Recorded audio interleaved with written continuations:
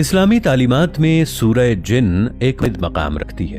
یہ قرآن کی وہ سورت ہے جس میں جنات کی حقیقت، ان کا وجود اور ان کے انسانوں کے ساتھ تعلق کو بیان کیا گیا ہے۔ سورۃ الجن ہمیں یہ بتاتی ہے کہ دنیا صرف وہ نہیں جو ہم دیکھ سکتے ہیں۔ انسان کی آنکھوں سے پوشیدہ ایک مخلوق بھی موجود ہے جسے ہم جنات کہتے ہیں۔ یہ مخلوق زمین پر رہتی ہے، ہمارے ماحول میں موجود ہے، لیکن ہم اکثر اسے محسوس نہیں کر پاتے۔ دلچسپ بات یہ ہے کہ سورۃ الجن میں ذکر ہے کہ کچھ جن قرآن سن کر ایمان لے آئے۔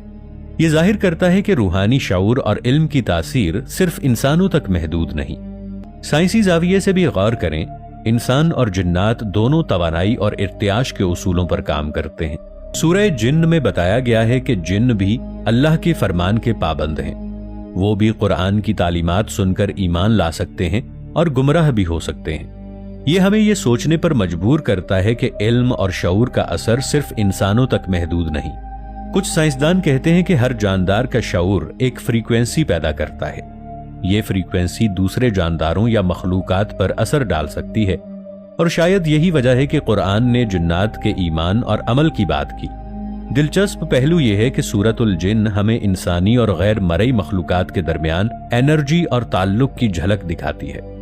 انرجی صرف مادے تک محدود نہیں، بلکہ روح، سوچ اور عمل سے بھی پیدا ہوتی ہے۔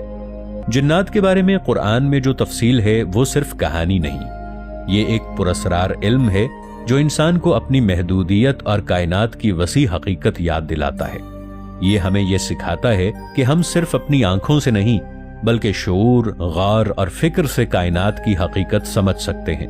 اور سب سے حیران کن بات، سورہ جن ہمیں یہ بتاتی ہے کہ کچھ جن ہمارے اعمال سے متاثر ہوتے ہیں، کچھ ہماری